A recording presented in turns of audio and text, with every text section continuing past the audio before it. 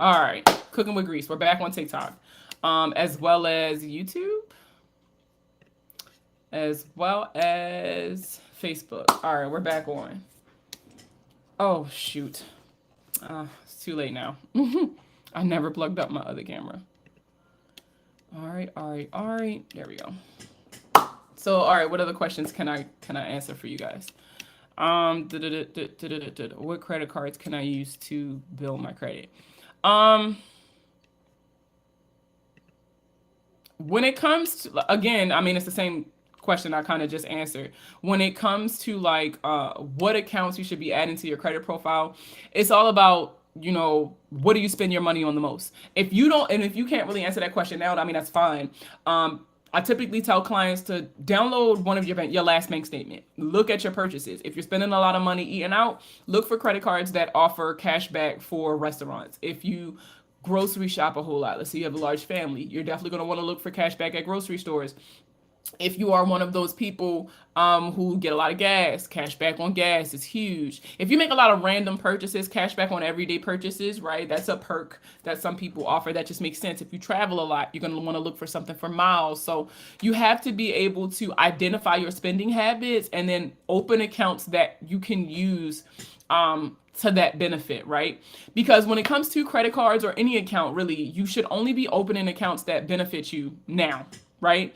Don't open credit cards that you don't plan on using, because then when they're closed due to inactivity, you're gonna be looking real crazy. A lot of y'all look real crazy. I get that social media will have you thinking you need to have like this giant stack of credit cards, right? I see that all the time, all the time. People bragging like I have over $3 million in available credit. Okay, and like you don't need that in order to be considered to have good credit. You really don't need a giant stack of credit cards in order for somebody to be like, oh, you got good credit. Here, you can have this. It's all about how you manage the credit that you do have. I don't know who came up with the quote. I think I heard it when Steve Harvey said it. But he was saying, like, if you got $10 and you can't manage that $10, when you get 10 million, you're not going to be able to manage that either. So if you can't manage your own money, you're not going to be able to manage someone else's money. That's how y'all like to look at credit cards, as someone else's money. And so it's important that you oops, I forgot to change that category. So it's important that you also understand the importance of the relationship when it comes to credit cards and how they report to the credit bureaus before opening those accounts. If you don't understand how credit cards work, you should not be opening any credit accounts. I don't care what you see in these groups. And that's another thing. Y'all be so obsessed with what's reporting in these Facebook, like what people are posting in these Facebook groups. So you'll be like, oh, somebody in such and such Facebook group said that they added this account and it gave them 100 points. But what you're not understanding is that there is no predetermined amount of points for any account. So adding this one account is not going to get you 100 points, even if it got that person 100 points. It's all about what does your credit profile need. And a lot of people don't understand that. You have to be able to determine what's wrong with your credit profile. No two credit profiles are the same, so no two solutions are going to be the same. And it's very, very, very important for you guys to understand that early on so that you really don't fall prey to the traps of these credit repair Facebook groups, to where everybody's applying for these cards just because everybody else have them, and so they want it, right? Or such and such got late payments on their credit report, and got them taken off, so I know I can get mine taken off. How do you know? Like, how do you know? Like, you see what I'm saying? So please stop looking at everybody else's journey and assuming that what they're going through or what they did is going to work for you, because it doesn't always work like that. That is something else that you gotta understand. Hey girl, how many is too many credit cards? If you have credit cards that you are not actively using, that's too many credit cards. That's too many credit cards. It's literally that simple. Every credit card that you have, you should be making at least one purchase a billing cycle. Otherwise, the account is going to be close to inactivity. And I know whenever I post videos about this, I have people who be like, well, I got a credit card and I never used it and I've had it for 2 years. Cool story, bro. When they do an audit on your account and see that they have not been getting any money out of you, when they see that this is not beneficial for them in any way, shape, or form, they're going to close your account. Especially if you got bad credit. If you got bad credit, you cannot afford to not use these cards, because they already looking at you with the side eye because you have bad credit, even if it's not the account that you have with them that's considering you having bad credit. But If you have bad credit, they're just looking for a reason to cut that tie with you because they don't want to risk losing any more money from you, right? So they're trying to like mitigate those losses. So any misstep can lead to your account being closed. So you definitely want to be careful when it comes to which like you get what I'm saying, like what you're doing and what you're not doing when it comes to rebuilding. Is that mic new? It looks serious. It's actually not even plugged up right now. No, it's not new. I always use it when I go live. I forgot to plug it up before I went live just now. So it's not plugged up. Something I got off Amazon. I think it was like $30. I've been using it for about a year and a half. Yeah, I've been using it for about a year and a half. But usually when you see me on live, you'll see like I have my Sony headphones on, and then my microphone is usually out of the view of the camera. But where is it? This is the camera that I'm usually streaming from, and I'm not streaming from it right now because I'm about to pack it up for my vacation. So that's why you see it now. Oh, which reminds me, I need to charge the battery. What other questions you guys got for me today? But yeah, so while I was getting set up, so for those of you who are on the other live, what's up? But that live for some reason wouldn't let me stream to YouTube. So that made me mad. So I figured I was gonna go live again once I was done playing the game. I only had to stream for an hour today for the challenge, so it was fine. But you guys missed the conversation that we had. We're gonna be talking about late payments, right? So the thing about late payments is, they're the biggest part. Oh, thank you. Thank you. Somebody said my nails look good. I always watch the lives and never noticed it. Where are you going on vacation? Just going, kind of seeing where the wind blows me. I mean, if you follow me on Instagram, I promise you're going to see. Maybe not on my business Instagram. I don't think I'll post anything on my business Instagram until I come back. But my regular Instagram, hell yeah, y'all gonna see it. I loved your rap video. Oh, thank you. Which is crazy. That video got like 11,000 views for something I did at like 1 o'clock in the morning. Like, it's so crazy. But when it comes to late payments, this is the most important part of your credit profile. Payment history in general is 35% of your credit score, whether you're on time or not. And so it's really important for you to understand, pay your bills on time. Like, I get it when we said that shit going one ear and out the other because you've been hearing it your whole life. But I'm telling you, paying your bills on time can make or break your credit, especially for those of you who are looking to buy a home in the future. On-time payments can literally be what kind of holds you back from buying a home. Because for those of you who don't know, because I also get this question all the time, there are multiple credit scores. There's Vantage, there's FICO 8, there's FICO 9, there's FICO 2, FICO 4, FICO 5, FICO 10, and FICO 10T is supposed to be coming out. Like, I'm telling you, like, there's so many different credit scores. So when it comes to FICO 2, 4, and 5, which are also known as your FICO mortgage scores, payment history plays a huge role in that, because when you sign a mortgage, you're signing a 15-30 year obligation. So they really want to know, how often are you late? Like, because they need to decide whether or not to give you this account. Like, are you going to honor the obligation? Are you going to stick with the contract, or are we going to end up having to foreclose on the home? So, this is something that's very, very important. I have late payments on one card that my sister was an authorized user. How can I remove late payments on my student loan accounts? One question at a time. So I'm going to tell you now, if your sister was an authorized user on your card, then that one late payment is also affecting your sister. This is why I always tell you guys that being an authorized user is only beneficial as long as all of the information is 100% positive. So that's 100% on-time payment history and consistently low reporting credit utilization. So, if it's still an open account, one thing that you can try doing is a goodwill letter. Now, a goodwill letter is where you say, listen, I've been a customer with you guys for years. I love you guys. I recommend you guys to everybody. I tell everybody who will listen how good of a customer service experience you guys provide. Like, you buttering them up. And then you're going to say, unfortunately, due to X, Y, Z, it led to me not having the money to make the payment, or whatever happened that made you late. You want to humanize your story, right? So you want to tell them some sob story to make them feel sorry for you. And then you're going to request that they forgive you for the late payments, right? Now, when you do a goodwill letter, you're at the mercy of the lender. So if they tell you no, the answer is no. it's really nothing you can do once they tell you no for the goodwill letter. As far as the goodwill letter, other than to keep sending it, I tell people don't give up after that first no. Because I sent 3 goodwill letters, but for Capital One was like, you know what, fuck it, whatever, we'll do it for you. And then they kindly explained to me that this was a one-time thing and they're never gonna do it again.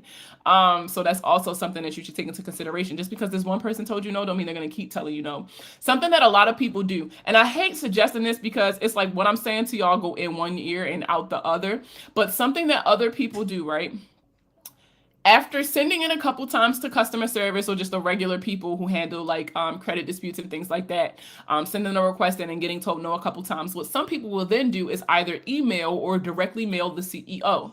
Now, usually when I say that, people try to skip that first step and go straight to emailing the CEO, and you're making it harder for everybody else because you're not giving the system the opportunity to work, and you're overloading the CEO with this sense of entitlement. Just because you have an account does not mean you should be reaching out to the CEO. I really only suggest that during extreme cases, like if they keep telling you no and you know that this is a company that provides this service, then go ahead and email the CEO, but do not skip that first step. You need to have customer service tell you no a couple times. Have it annotated in your account that you submitted a goodwill request and they told you no, so that when you petition the CEO, you got a case, right? You're like, listen, man, I've tried everything. I really need this. Like, and I just don't think that it's fair that I'm being denied this when this is a service that you all provide, right? Now, again, they can still tell you no. And eventually, if they're not going to do it, eventually they'll tell you stop fucking asking, and that's fine. That then your kind of view should kind of shift from removing the late payment to burying the late payment in positive reporting history. Now, if this is a closed account, you will not be able to use a goodwill letter. If it's a closed account, what you're going to have to do is first ask nicely, right? Be like, listen, can you update this account to paid as agreed? Don't acknowledge that you was late. Just be like, hey, listen, I pulled a copy of my credit report and I'm noticing that you're reporting a late payment. Can you please update that late payment to paid as agreed? Thank you kindly. To which they'll likely reply like, no, per the FCRA, if the information is in fact accurate, then we are allowed to report it. So then what you are then going to do is request a copy of your payment history in an attempt to force them to prove that you were in fact late. So if they can prove that you were late, again, then it's nothing you can do because they've proven that you were in fact late and that it's reporting accurately. And they already said since it is accurate, they are not going to update that account. Then your focus should then switch from removing the late payment to burying that late payment in positive reporting history. Typically, what I tell people is that when it comes to burying an account, it's all about adding more accounts to your profile that's going to report on-time payment history. Now, I'm not telling you to go out there and get a loan. I'm not advising you to go out there and put yourself under financial strain. But there are certain accounts that I suggest to people that will add on-time payment history to your credit report without necessarily, oh shoot, I'm sorry, I didn't see these questions. I don't know why it wasn't refreshing until now. Without necessarily affecting other aspects of your credit profile. So for example, is prepaid credit cards. Y'all know how I feel about prepaid credit cards. I'm a huge champion of prepaid credit cards because prepaid credit cards will add that on-time payment history that you need without the full responsibility of a credit card. So, if you don't put money into that account to use it, then you don't put money into that account to use it. And there's no technical monthly payment because whatever you put into the account is your credit limit. So if there's no money on the card, then you just don't have a credit limit and you won't be able to use it. It does not report credit utilization. So for those of you who are struggling with that, it will not affect that at all. But these are accounts that I suggest people add when they just need those on-time payments on their credit profile. Or if they are college students or just individuals who do not have consistent income, then this could also be an option for you. Hello, thanks for sharing your knowledge with us. If you have a card you're not using, and let's say the limit is $2,500, how much should you use so they won't shut it down? I sound different, Philip, because I'm not using the right microphone. This ain't plugged up. I forgot to plug it up before I went back live because it was plugged up to my other laptop. So that's why I sound different. It's all about just buying one thing. As long as you're purchasing something during every billing cycle, then they don't really necessarily have a reason to shut your card down. But if you're not using the card, then they can close it due to inactivity. I have 2 late payments from 2027. Huh? I think that's 2017. But the car loan was paid off in 2019. Can these be removed? You can, oh yeah, she meant 2017. You can always ask. Like I said, you can always ask. The worst thing they can tell you is no. Oh, good job, Philip. Thank you. I didn't even see that comment. Applied at 3 mortgage companies. How long will it be for the inquiries to come off? An inquiry will affect your credit score for 12 months, but it stays on your credit report for 2 years. Now, if you did not open the account, sometimes you can dispute off an inquiry, right? However, if they can provide evidence that you gave them the written consent to pull a copy of your consumer report, then they are not going to remove it. I can tell you that now. Hold on, y'all. I don't know why TikTok keeps refreshing the comments. Whoa. Shoot. Oh my God, I cannot go back up to the comments. My car got repoed. Oh, I'm so sorry. I tried, but they sent me a letter back to ask me why I was late. Maybe they can't prove you were late, and so they want you to acknowledge why you were late so that they can use that against you. Can you do this for an account you late paid? Yeah, huh? I don't know. My credit went up 43 points listening to your method. Oh, congratulations. That's a lot of points too. Congratulations. Wait, I'm late. What do we do about getting the late payments removed? If you pay off your balance after the statement close date, but before the due date, there won't be interest incurred, right? Exactly. Whoa, private. Oh, wait, I see some more questions. TikTok really be blowing me. So what do we do about getting the late payments removed? I broke it down very descriptively. First of all, if you're not normally here, welcome. My name is Marquis. I'm known as the Money Plug here on social media. I'm a board certified credit repair specialist and credit score consultant. And I use my platform to educate people on how to repair and rebuild their credit themselves, right? Because just because you can't afford to have somebody to fix your credit doesn't mean you are not entitled to good credit. All of my lives are recorded, so this is currently live streaming on YouTube as well as on my Facebook page and in the Facebook group. So if you missed any part of this live, you can always go back to any of those platforms and watch the replays. They are usually available as soon as I sign off. Let's see. Oh, come on, TikTok, stop. Can you get a card again? Oh, every time something new, let me see if I can make this bigger, if that'll help it. Okay. Can you get a card again if you paid the collection? It depends. If they are considered a second chance lender, then yes. Sometimes you can, once the charge off is sold to a collection company, they'll allow you to get an account. I know for a fact, somebody I know with a Capital One card, they allowed the card to be charged off. Once the charge off was sold to a collection company, they reapplied with Capital One and got another credit card. So wild to me. But if the creditor is a second chance lender, then yes. Private student loans have always paid up until 3 months ago. What can I do? Now they are reporting 90 days late. So that's kind of typical of student loans. They typically don't report until you are 90 days late. So that's the thing. Now with student loans, it's a little bit different. So federal and private. So with private student loans, you will handle them like you handle any other account. So if they said that you were late, force them to prove it. You can always ask nicely for them to update, right? The first step is always asking nicely. You'd be surprised what some people will give you just for asking, right? So always ask nicely first, and then they tell you no, force them to prove the on-time payments. Now, if you have federal student loans and you have late payments, right?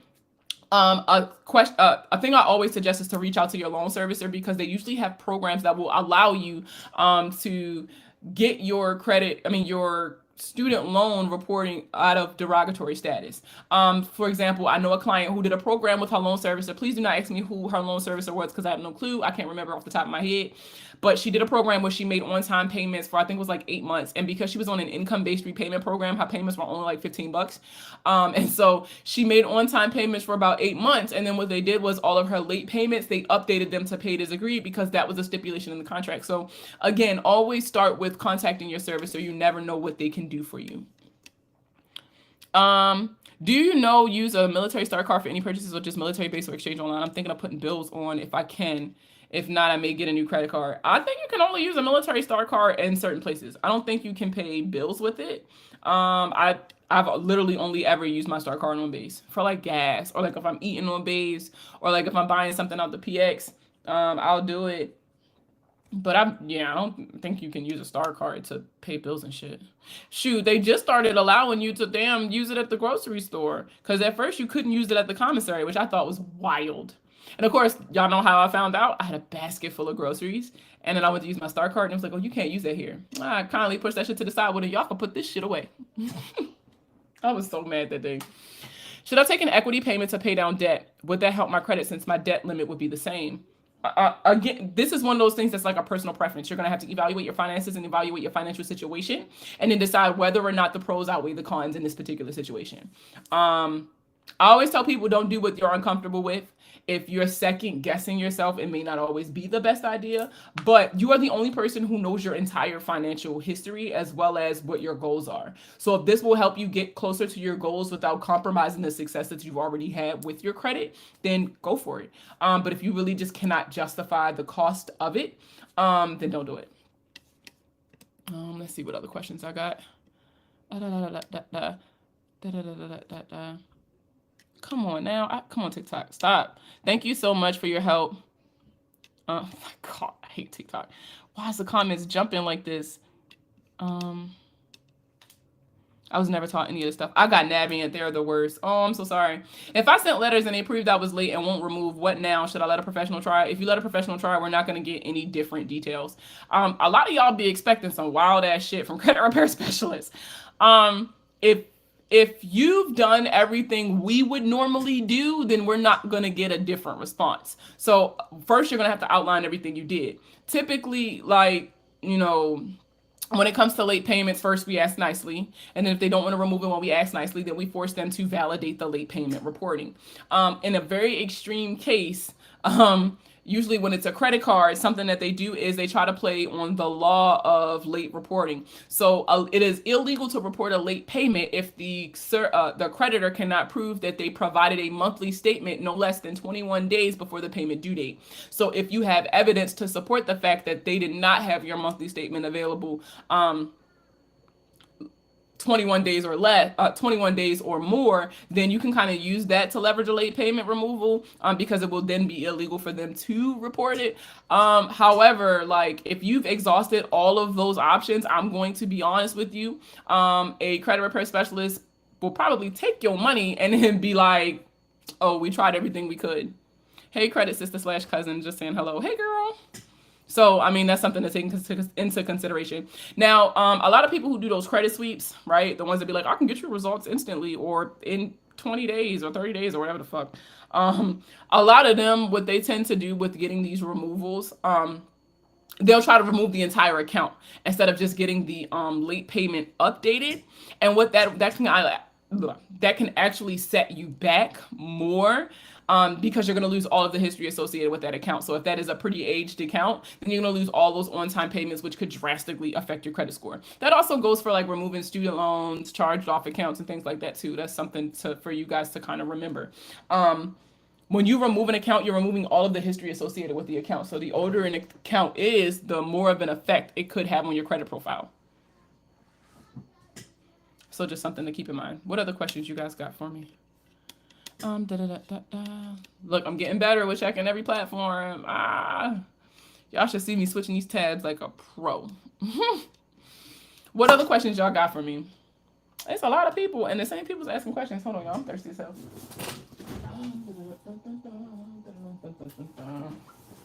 Y'all could be so proud of me for the decision I'm about to make. All right.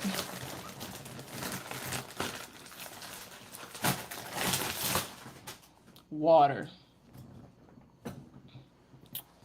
How many positive payments do I need to drown out a negative one? So it's not an exact science, but it is estimated that 7 on-time payments can cover up 1 late payment. Now, again, this is not an exact science, but this is an estimation. If an account were late the first 3 months in 2021, can and has been on time ever since, can you ask to remove it? It's not about that. Whenever you asking a lender to remove, like to update late payments, they look at your relationship as a whole. So if you've had, and not even that, they also look at their policies. That's things that you have to take into consideration, because even if you've only had one late payment 3 years ago, they can still tell you no. One, it depends on who you ask. So who looks at your, your request that day, what your relationship like with that lender, how long have you had the account open for, et cetera, et cetera.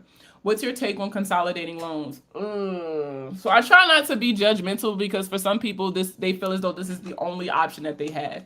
But typically, when I see things about like debt consolidation, and things like that, the interest rate is always sky high. And so you actually end up paying back more than you owe. And I always tell people, if you had the money to pay back these accounts, if you have the money to pay for the debt consolidation loan, which is always going to be more than what you were initially going to end up having to pay everybody back for it, right? Then why would you do the debt consolidation loan? If you had the money, you would have paid them fucking people off. So the debt consolidation loan, just kind of, into my personal opinion, does not make sense. But professionally, I understand that for some people they feel as though that is their only choice, and so they do it. So do I judge people for doing it? No. Will I ever fucking do it? No. Which collection companies generally are the worst at removing debt even when you've paid it off? Every single lender. They're not obligated to remove it once you pay it. Let's start there. Specifically for collections, you have to have it like a contract with that creditor. Like, listen, if I pay this debt, will you stop reporting to the credit bureaus? That is something you're gonna have to request, and you can only request that for a collection. If you're still with the original creditor, so if this is a charge off and you're looking to pay it, they're not gonna remove it, and that's simply because they have an obligation to report the history associated with that account. So they're not gonna stop reporting to the credit bureau so that it falls off, because they have to report the entire history associated with that account. So to answer your question, nobody's going to take it off just because you paid. Now, I know everybody by now has seen the update when it comes to medical debt that after a certain amount of time, I think it's like July is when it goes into effect, is that paid medical debt will no longer report on the credit profile. I cannot get LVNV to respond to my pay to delete request. You're not the only one. I've been experiencing that as well. I don't know if they're not receiving it or what. Because typically with LVNV, they always do pay to deletes. So I don't know what's going on with them, but let me tell y'all something. I got a court date coming up with them, so I'll let y'all know how that go.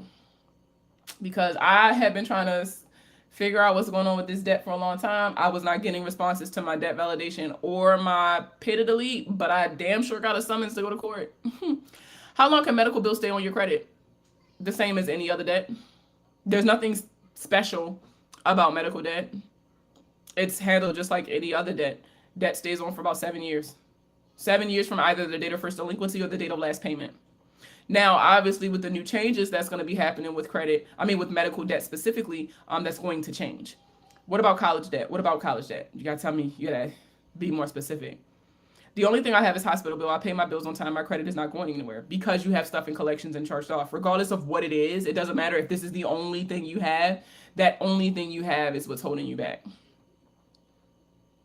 Have you had any dealings with Midland Collection Services? Yes, they are a company that sues. So the top 3 fucking credit debt collectors that I hate dealing with: LVNV, Midland Credit Management, and Portfolio Recovery Services. One, because they're going to take you to court if you don't pay them and the debt comes back as valid. So I typically don't even do debt validation with them. I always start off with a pay to delete. But for some reason, LVNV is just not respond. Well, it's not just LVNV, so I take that back.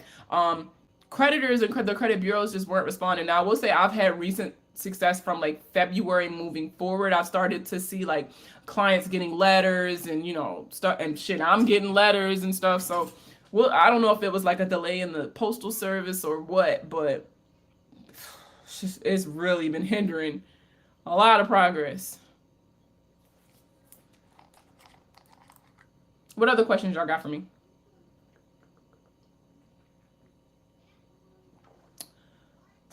That was actually very refreshing. I just didn't want to get cussed out if I cracked open a Pepsi because I saw my husband's name on one of these where it said he was watching me. So I just didn't want to get cussed out. I do need at least 3 monitors. So I'm working on it. I literally got one right here that's not necessarily hooked up to anything. But in my opinion, it's too small. So I don't know. I think I'm gonna get me some more screens to put up. And well, I'm rearranging my entire office as a whole, even though I just did it. I know for those of y'all been following me for a while, y'all know I didn't used to have the wallpaper up.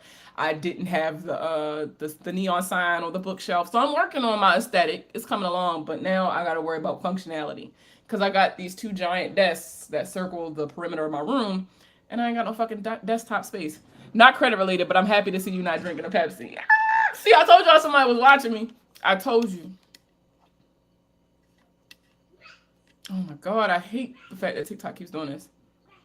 Is Credit Karma good? I don't like Credit Karma for a plethora of reasons, but the most important probably being that it is not the leading industry standard, right? So like people aren't checking your Vantage score for the most part. And I mean, there are some lenders, let me take that back.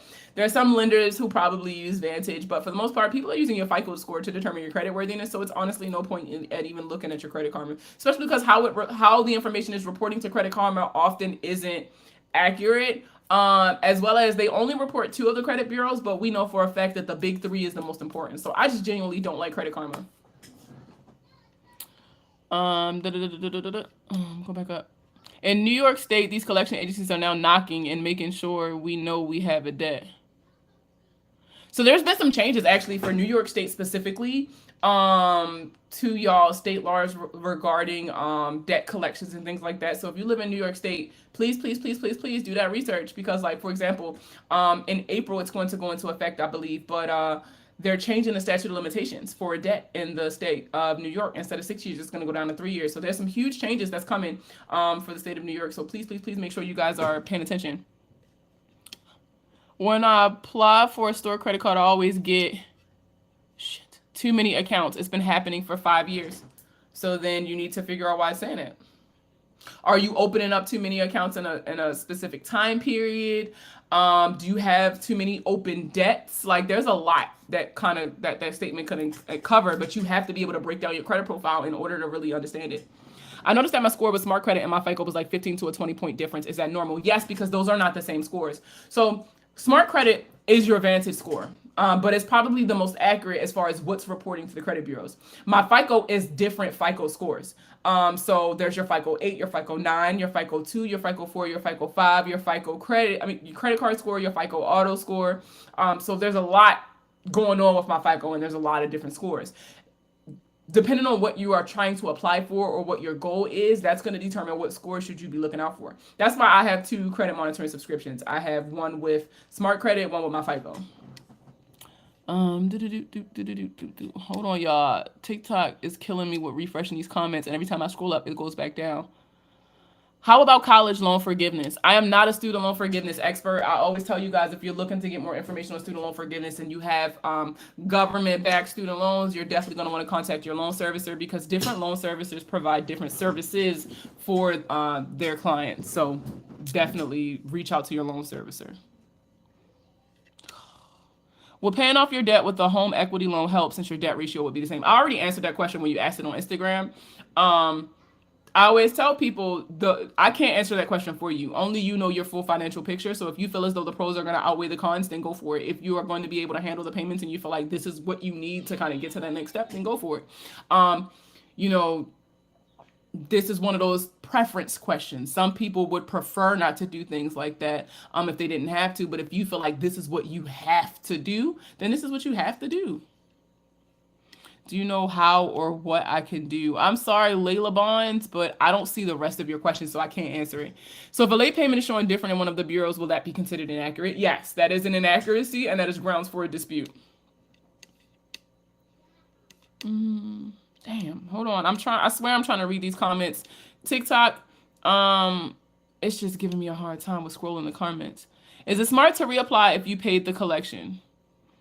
If it is a second chance lender, then go for it. The worst thing they can tell you is no. And then if any decision is ever made based off of your consumer report, they have to give you what is known as an adverse action notice, which means they're going to tell you exactly why you got denied. So, they'll tell you if you can't get an account with them exactly why they told you no. Hold on. Received a collection letter for a medical bill. When I called, they said I didn't have a bill. So instead of calling, you need to write them a letter so that they can acknowledge that you do not have a bill in writing, and then you can submit that to the credit bureaus to have that account taken off, because if they're telling you you don't owe them any money, then you don't owe them any money. Who do you recommend instead of Credit Karma for free? I'm not a big fan of the free credit monitoring services because it's just so much more of a benefit to paid monitoring services. And it's not that Credit Karma is overall inaccurate, but most lenders are not using that score. So to me, it's pointless. You can always sign up. I know like Experian and TransUnion and Equifax have their own free accounts that you can sign up for, but it's all based on what are your goals? Because if you're trying to buy a home, then looking at your Credit Karma score isn't going to do anything for you. You're going to need a paid monitoring service so that you can view your FICO 2, your FICO 4, and your FICO 5, because these are your FICO mortgage scores. This is what the lenders are going to see when they determine whether or not you are worthy of getting a mortgage. So, it's all dependent on what your goals are. I'm in the military and I just found out I have a private student loan that's been causing you a bunch of problems with your credit. To bleed 32 months. Fuck. Consistently, just found out it's been on there for 6 years. It's in default now. So if this is a loan, okay, fun fact, for those of you who are in the military, if this is a loan that you had prior to you getting in the service, then something that you can do, depending, I don't know what your interest rate is, but they will, you can invoke your rights given to you under the Service Member Civil Relief Act, which will automatically lower your interest rates to less than, I think it's like 5 or 6%. I don't know what your interest rate is. Now, as far as these missed payments and things like that, there's nothing I can do for you. Again, you're going to have to contact the loan servicer, because they might have programs that you can be a part of that will take your account out of a delinquent status and bring it up to date. Obviously, the government-backed student loans, they're getting certain perks right now that you don't get because it is a private student loan. So this is probably why it's the most important for you to talk to that loan servicer. Now, if you're able to identify an inaccuracy in how it's reporting on your credit report, at the very least, you can get it taken off your credit report. If you just truly want to dispute it anyway, something that you can do is maybe request a copy of your promissory note. Usually when you owe people money, though, that's something that they keep on file because that is the one thing that ties you to that debt. But you can always request a copy of your promissory note to try to remove your student loans, because if they cannot provide it, then they have to stop reporting it.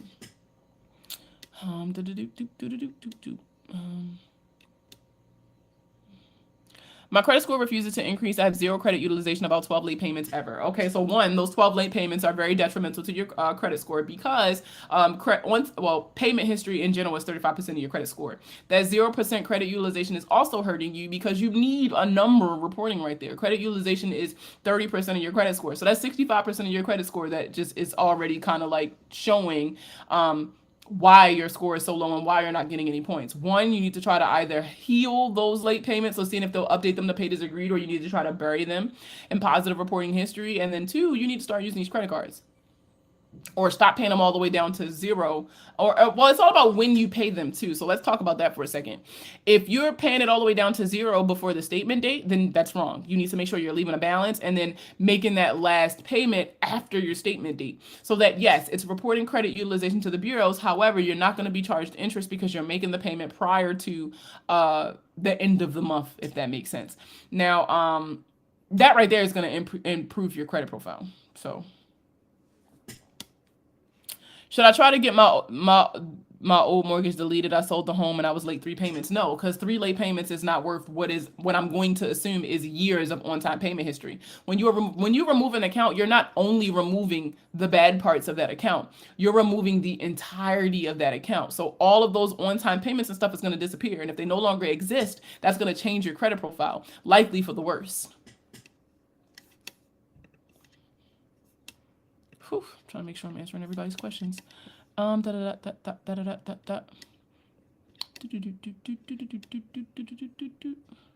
Is self good? I love self. Should I pay it if it falls off in September? Okay, so let's talk about that for a second. Reporting time, statute of limitations. Just because it falls off does not mean that these people cannot sue you because you owe that money. The statute of limitations can be reset depending on what state you lived in when you signed that debt. The only state that has protections against resetting the statute of limitations after it is already expired is Texas. So unless you lived in the state of Texas when you signed for that debt, they can still potentially sue you if your statute of limitations has been updated. So that's something you definitely need to know. Uh, mm, okay, you heard it this time. That's the most important part. Da, da, da, da, da. If you send a debt verification to a creditor and they have not responded, so debt verification does not go to a creditor. A debt verification goes to the credit bureaus. Debt validation goes to the creditor, and if you send a debt validation and they don't respond, you are going to resend a new debt validation with the old debt validation with the original date attached and certified. Request a signature, because again, at the end of the dispute process, you're either going to get the damn removal or you're going to build up a case so that you can file a complaint with the Consumer Financial Protection Bureau, right? So those are your two like options. And so you want to kind of pad your case with evidence that you tried to get something taken care of. And so if you have evidence that they did not respond to a couple of the letters that you sent, that can help your case. Capital One will forgive you. Yes, they will. Is smart credit good? I love smart credit, not even just for how they present the information in such a user-friendly way, but because of the other benefits to have in them. So like the dark web monitoring and things like that. Can you get late payments removed before 7 years? Yes. It depends on like what tactic you're using. We talked about that. How to remove late payments. We've talked about that extensively. So how many credit cards should a person have? My credit score is around 754. Whatever your credit score is, it does not determine how many credit cards you should have. You should have as many credit cards as beneficial to you. So for everybody, that might look differently. I know people who have credit in the 800s and only have 4 credit cards or 3 credit cards. It's not about how many credit cards you have. It's about how much of your available credit are you using responsibly. And then, obviously everything else that goes in with your credit profile. How much do you charge to repair credit? So if you click the link in my bio, there's tiers as far as what services I provide, and each tier is broken down as far as what is provided with that tier service as well as how much it costs. So I already answered that question. So if you're new to the live, welcome. My name is Markia. I'm known as the Money Plug here on social media. I'm a board certified credit repair specialist and credit score consultant, and I use my platform to educate you all on how to not only repair your credit, but how to rebuild your credit, because that's probably the most important part. All of the majority of my lives, I was about to tell a lie. The majority of my lives are live streamed on YouTube and Facebook. So if you got here late, then likely what's going to end up happening is you didn't catch any of the before stuff. So what you can do is you can subscribe to my YouTube channel, which is WWTMPD, What Would the Money Plug Do? Or you can like my page on Facebook and you'll be able to watch the replays whenever you want, because I know TikTok doesn't allow me to save replays here. And then Instagram always gives me a problem when I try to post my replays. So those are the places where you can catch them. If you ever miss a live, or if you heard me that I talked about something in a live and you just weren't there, you can always go back and check. Don't you have a man? Ooh, I got 15 more minutes. And then that will equal 2 hours. How do I do the credit utilization? I charge, and before due date, I pay off. It's all about when you make a payment when it comes to your credit card. So you're going to want to make 2 payments a month. 2 payments a month total. The first payment will be done, and this is per card. So you're literally going to have to do a little investigating to see what is your billing cycle for each card, because it's not going to be the same. Who is that in my house? First, you're going to want to identify the billing cycle for your credit card. At the end of every billing cycle is something known as the statement date. This date is when they go tell the bureaus on you, and it is also when they make your monthly statement available to tell you how much you spent that billing cycle and what is your payment that is due. Now, you're going to want to schedule a payment no less than 5 business days before the end of your billing cycle. And the reason why I say that is because you want to submit the payment, have the payment cleared before they go report. The reason why you want to pay it that early is because when they go to report to the credit bureaus, you want them to report low utilization. No matter how much you spent in that month, when they go to report to the credit bureaus, you need to make sure that balance is low without touching zero. So this is why you're going to make 2 payments, because after your statement date, a lot of people don't want to be charged interest. So then you can pay it off before the payment due date. Literally, it's not about, The most important part obviously is how much you're paying, because no matter how many times you pay your credit card, they don't give a damn. It's all about how much you paid, because there's only going to report one time. So yes, how much you paid is always key, but when you pay is also just as important, if not more important. The video you made about the girl buying the Audi, how much would she have saved if she had 5% APR? A lot of money. Oh. Like, you want me to do math?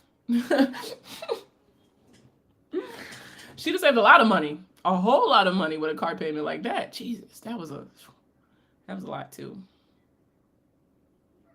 But I definitely related. Oh, I can relate to that. I definitely can relate to that, to her story. Again, I just think that was so sad. A 28% interest rate and an $800 car payment just to say that you drive an Audi.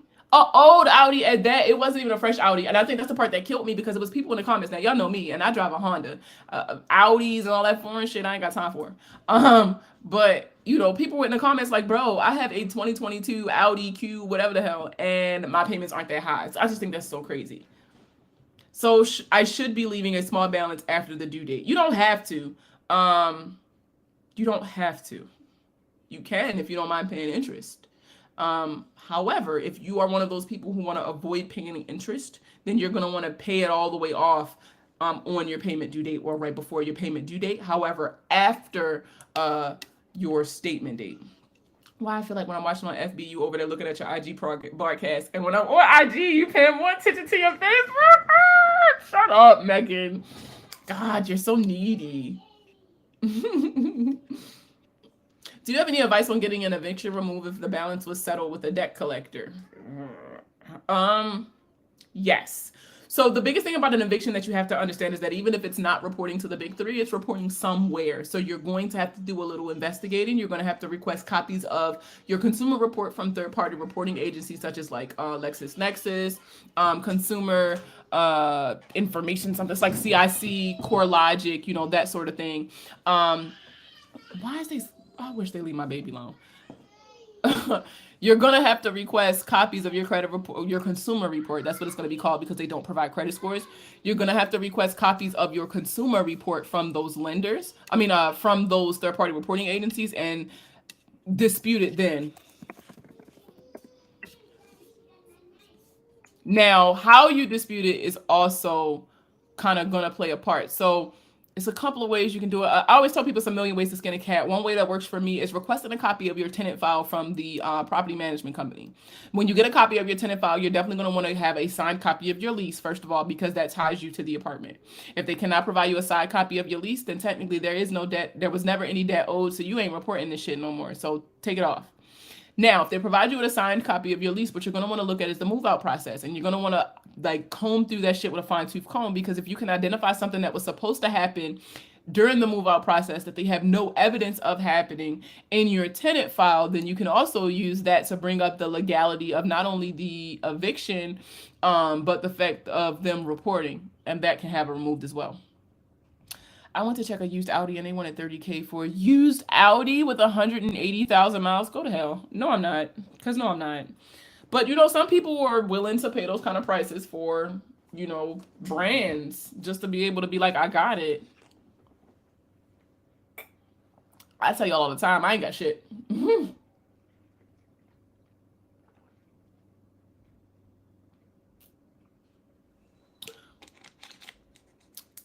Now your ass looking over here at me.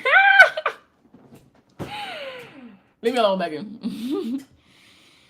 Let me see. Make sure I didn't miss no one of the questions.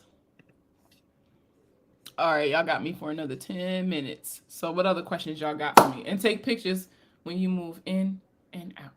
Oh, yes. Oh, my God. So I learned this living in military housing. Whenever you move into a place, do a video walkthrough with your phone. Save it on your Google Drive, Dropbox, doesn't fucking matter. But when you move into a place, do a video walkthrough. Make sure it is date stamped or it has metadata on it to confirm when it was recorded. And then when you are moving out, you are going to want to do another video walkthrough. And I say video because they always be like, oh, pictures can be altered. Do a video walkthrough.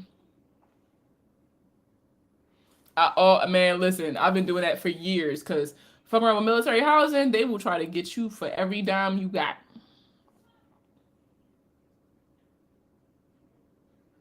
For those of you who use moving companies, I do this with moving companies as well. If I have a moving company come move me, I take pictures of everything that I own, both plugged in and unplugged, to prove that it was actually working. And I also take pictures of all of my serial numbers. And I also make sure that I have renter's insurance that covers my items in transit to its new location. So just a suggestion. Because for a lot of people, when you're moving and things break, that's considered an unaccounted for expense, because now you got to buy a new whatever the fuck, and that can lead to more debt and all that other stuff. I know, right, Megan? What other questions you guys got for me? I wanna rock with you all night. Wait a minute. Throw an Apple tag in your... Oh, I've been seeing that going around. Somebody said drop an Apple tag in your moving stuff so that you can track where your stuff is. Why is it doing that? God just will not let me be great. Because that is not what I selected for that. You are so welcome.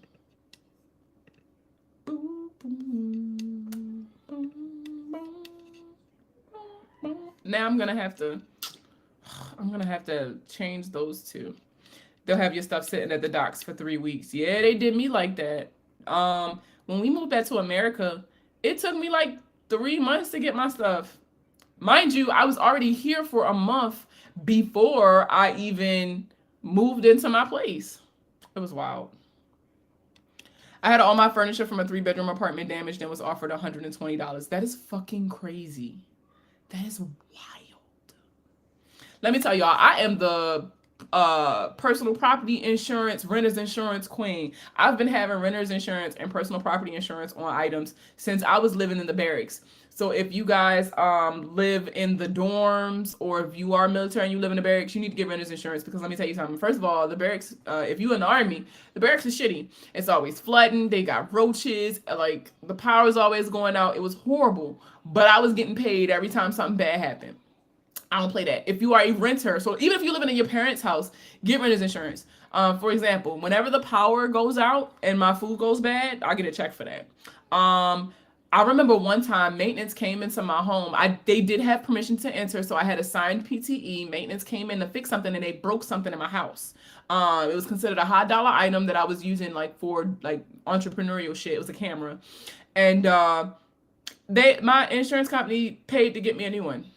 They damn sure did. I remember one time I lost my wedding ring at the beach, and they gave me the money to repurchase it. Let me tell you, having insurance is, and then like renter's insurance and personal property insurance, it only be like $14. And a lot of time when you combine it with whoever you have your car insurance through, they'll actually give you a discount on your car insurance, because it's considered a multi-policy discount. Bruh, the mold in the barracks is ridiculous. I feel like it's a completely different strain of mold. It's not even regular mold. It's wild. That, and the fact that most of the army barracks should and likely have been condemned multiple times. But they still have soldiers living in it. Go figure. Girl, I'm gonna block you, Megan. I'm not reading that question out loud. I'm going to block you. You make me sick. But no, for real, they really will insure stuff like that. That's funny though. I'm getting tired.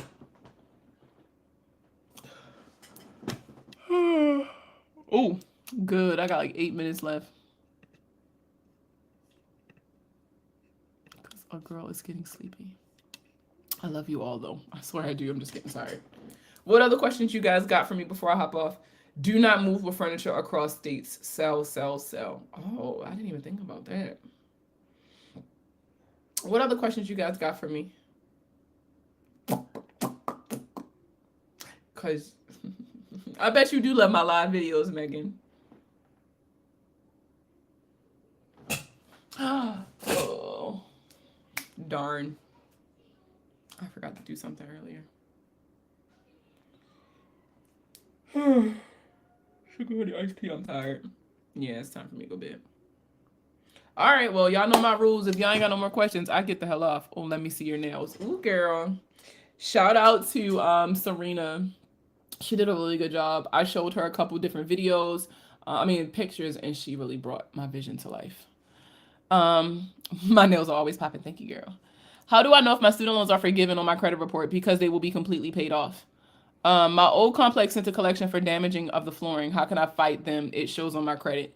Well, you need to be able to identify an inaccuracy, an error, or a violation in the way that it's reporting. So if you feel as though you did not do any damage to the flooring and you have proof, then you would say that. You would write a letter to the creditor. You'll say, hey, I need you to provide evidence to support your claim of me owing X amount of dollars. So any information that you have regarding this debt, please send it to me, which is considered a debt validation. So you'd send a debt validation letter.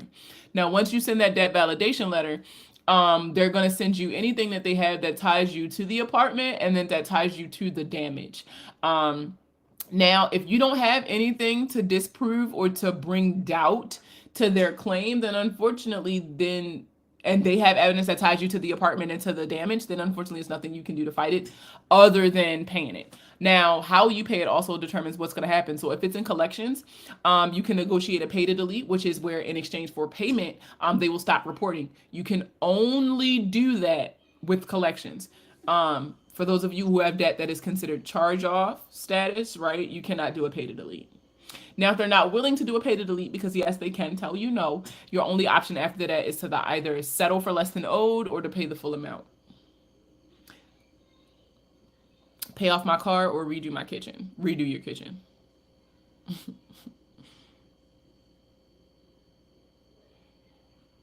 You've had that car. You didn't even have that car long. I mean, if you need to free up, like for those of you who have like a high debt to income ratio, or if you just want to lower, like free up some extra money every month, pay your shit off. Just know that whenever you pay off a loan, one, that account is no longer going to be reporting to your credit profile, so you will take like a hit to your credit score, but it's temporary. So like as long as you're doing everything else, your score will go back up.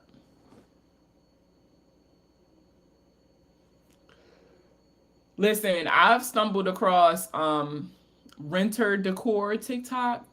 Let me tell y'all, my house gonna be lit. And I'm one of them people who I don't hang shit on my walls. I'm not real big on decor. I genuinely don't care. But I think in my old age, with my old age, I wanted to decorate more. I know y'all see my wallpaper. You know, these flowers did as hell because I didn't buy new ones because I knew I was going on vacation. But I usually buy flowers. Y'all know I got a lot of house plants and stuff in here too. So like I'm really starting to get into home decor more. I just hate the fact that I'm a renter. So like I gotta ask permission before I do certain shit. But I also know that I am not ready for the responsibility of owning a home, because I like pretending like I'm not gonna pay my rent when shit don't go my way with this house. So, you know, there's that. But like people have been putting like marble contact paper on their counters to make it look like they got granite countertops. I've been seeing floating shelves that weren't drilled into the wall. Like, man, I've been seeing so much cool stuff. That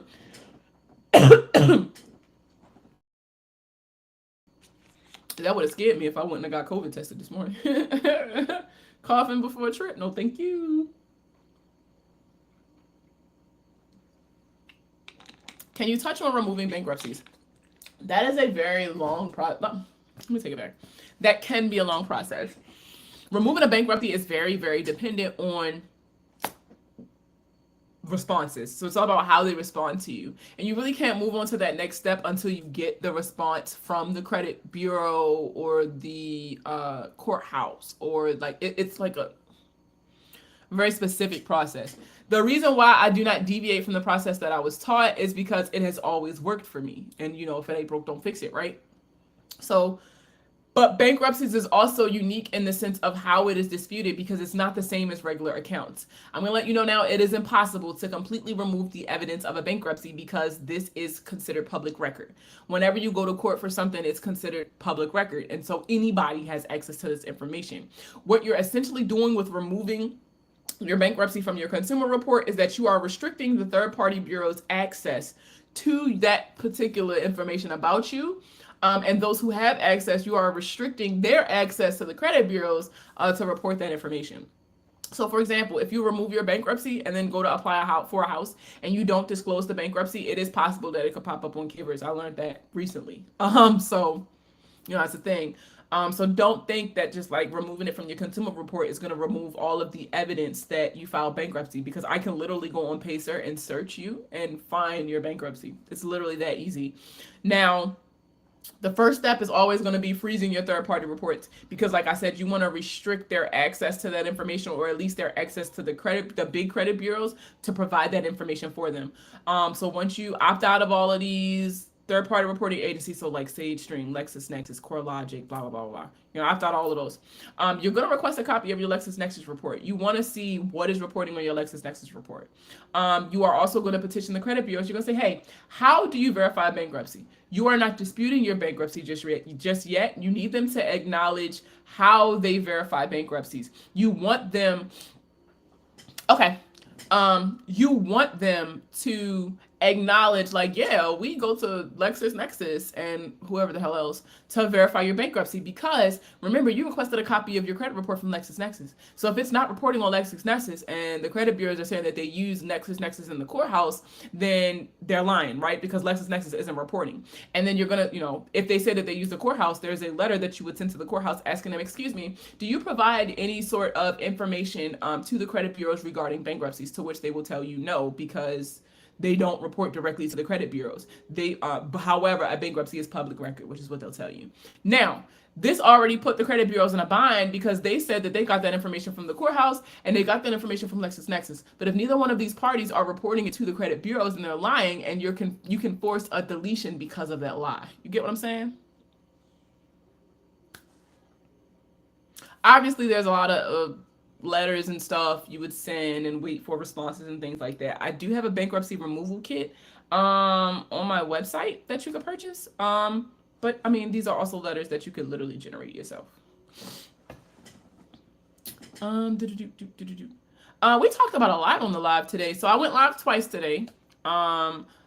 I'm going to go on YouTube. I got to change the thumbnails because for some reason the thumbnails and the titles are off in the first video. But I went live while I was playing Spider-Man earlier to ask questions, to answer questions. So we went live on that one. What was that one? Let's go to my library and see what that video was about. This was supposed to be about something else. I don't know, but it says the Credit Karma hack, and I know it wasn't that. And then, this was, no, it's not even that. I don't know. I can't remember what the first one was supposed to be about. But this one was supposed to be about removing inquiries, which we talked about. I mean, not removing inquiries, removing late payments, which we talked about. What do you do if your closed account was paid off, but it's showing derogatory in Equifax? You have to identify why is it reporting as derogatory, and what specifically with Equifax is making it derogatory. And if the information does not match across all three bureaus, then you need to figure out, why is Equifax the odd one out? So usually like a debt verification to make sure that, hey, I need you to acknowledge that this is what you meant to tell Equifax. And then if you go to TransUnion and you do a debt validation and they tell both credit bureaus that the information is valid, they're lying to somebody.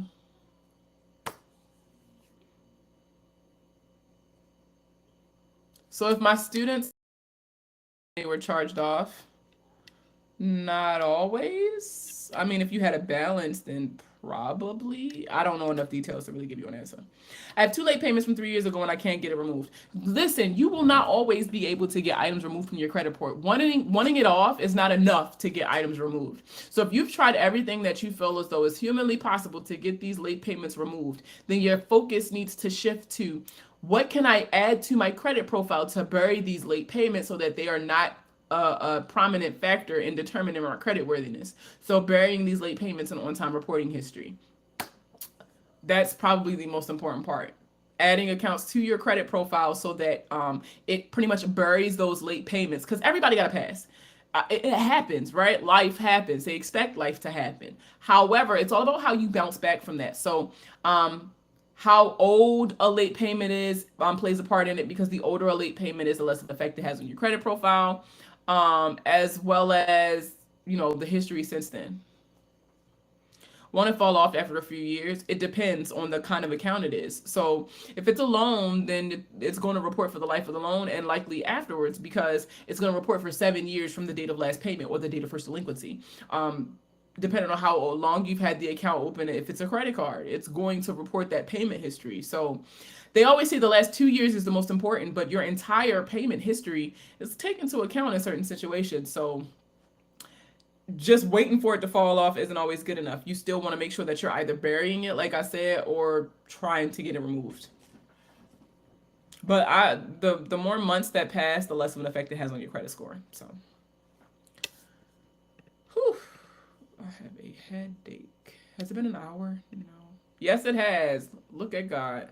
I love y'all dearly, but I've been live for 2 hours. It was a student loan, and I've never been late since January 2018. It doesn't matter when was the last time you were late. It's all about even outside of that account. How many other accounts do you have reporting to your credit report? How many of those accounts have 100% one-time payment history? So a lot goes into determining whether or not. A lot goes into establishing a strong credit profile, as well as making sure you have a solid credit score. The YouTube channel is WWTMPD. What would the money plug do? Megan, I can't wait to call you after this. You're so funny. I mean, it's likely that they're probably getting transferred again. It's likely, I mean, anything. It could be a mixture of anything. It could be transferred to somebody else. It could be in collections if you ain't paid it. It could be paid off if you entered student loan forgiveness. That's still not telling me enough. Thank you for going live. Said I missed most of it. You always got the good info. Girl, you can catch it on YouTube. Like I said, all of the lives are usually streamed on like YouTube, and it's also available in the Facebook group and on the Facebook page. I'm trying to make friends. Leave me alone. Shut up, Megan. Well, I love y'all dearly, but I am exhausted. If you cannot tell, this is my Friday. I'm so excited for this vacation. Thank you guys for all of the support and stuff like that. If you guys have any questions, like I said, I'm going to be kind of away from the business for a little bit. So shoot me an email, and when I come back, I'll make sure I answer you guys' emails. Again, y'all know what I always say. Live every day like it's your last, but pay your bills and wear condoms just in case it is not. I love you all. Thank you guys so much for all of the support over the last year and a half. It's meant so much to me. And y'all enjoy the rest of y'all night. Megan, I'm about to call you actually. So y'all enjoy the rest of y'all night. But I'm going to bed because I'm tired.